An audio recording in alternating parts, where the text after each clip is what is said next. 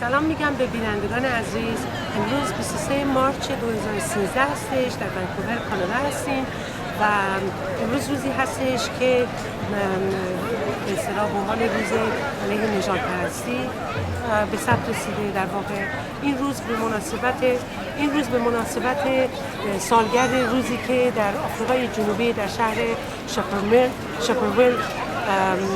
کشتار عظیمی که از تظاهرات مردم آفریقای جنوبی در رابطه با علیه نژادپرستی صورت گرفت در سال 1960 و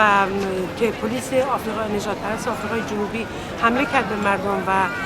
از اونها کشتار وسیعی کرد که مثلا حداقل میگن 67 نفر کشته شدن و در حدود 186 نفر هم زخمی شدن. به این مناسبت در سالگرد یک همچین روزی مثلا کامیونیتی های اینجا دور هم جمع میشن و یک تظاهرات علیه نژادپرستی رو به راه میندازن. به خصوص مبارزه علیه نژادپرستی در کانادا خیلی اهمیت داره، به خاطر اینکه دولت کانادا یک دولت نژادپرست هستش و اصولا کانادا به خاطر اینکه در کل بر اساس استعمار مردم بومی اینجا درست شده، به خاطر همین هستش که ما می‌بینیم در بسیار از این فعالیت‌های علیه نژادپرستی کلی از این بومیای کانادا به اصطلاح جزء فعالین سازمانده برنامه‌های علیه نژادپرستی هستند و کلاً کانادا به خاطر استثماری که از بومیان کرد، استثماری که از کامیونیتی‌های مختلف می‌کنه،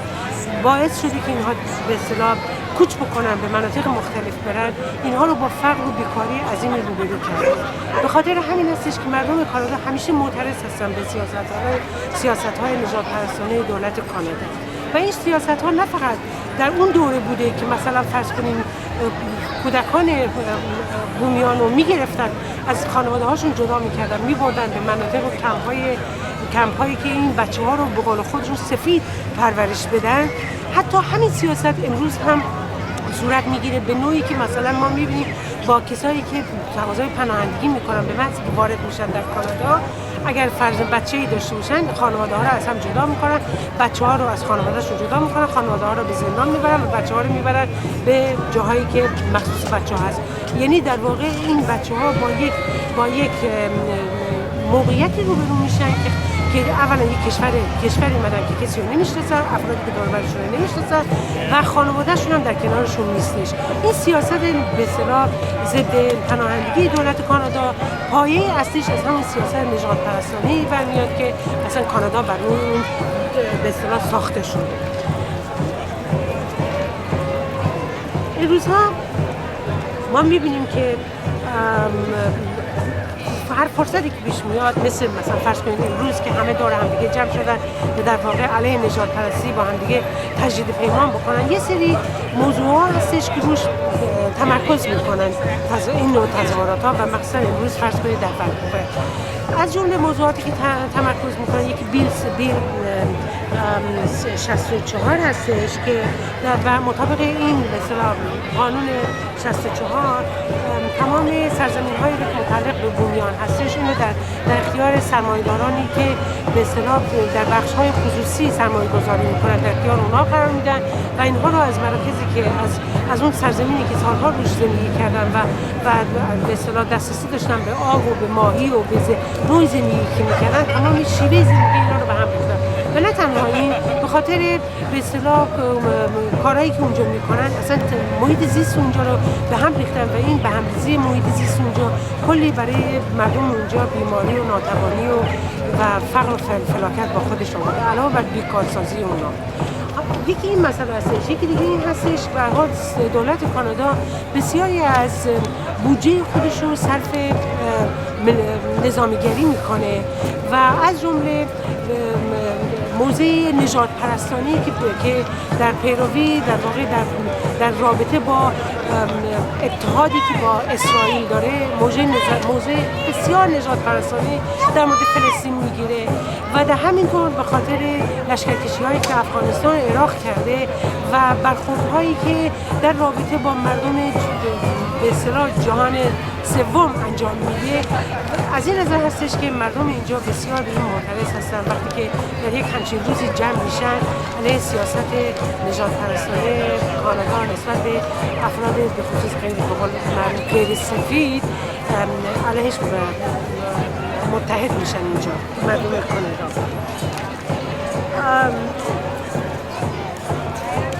به هر حال این چیز نژاد پرستانه خودش رو در سیستم آموزشی کانادا، در سیستم بهداشت کانادا، در سیستم خدمات کانادا در همه جا خودش نشون میده و عمده‌ترین افرادی که مورد زیر ضرب این نژاد پرستی هستن افرادی هستن که از کشورهای دیگه میان و به اضافه بومیان اصیل خود کانادا. این دو دسته در واقع بیشترین فشار رو تحمل میکنن و البته این چیزی نیستش که مخصوص کانادا هم باشه. ما خودمون در ایران هم میدونیم که افغان‌هایی که در ایران زندگی میکنن تحت بدترین شوونیسم قرار میگیرن، بیشترین فشار دولت بهشون میاره و متاسفانه از حمایت داخلی مردم هم زیاد برخوردار نیستن. اگر فرض کنید در کشور کانادا اگر اتفاقی که میفته به خاطر که دولت کانادا یه لایحه‌ای گذرونده و قانون پناهندگی رو در واقع قانون پناهندگی رو جنایی کرده، یعنی پناهندگی رو جرم محسوب کرده و وقتی که پناهنده شدن جرم حساب میشه،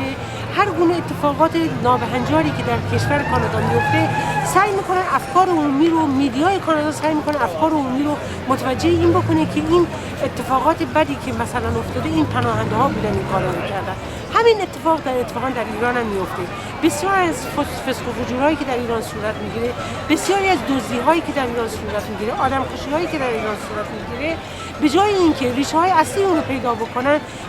به سنوک حمله رو متوجه مهاجرین افغان که در ایران هستن میکنن و متاسفانه به خاطر شوونیسم فارسی که در ایران هم وجود داره خیلی از مردم این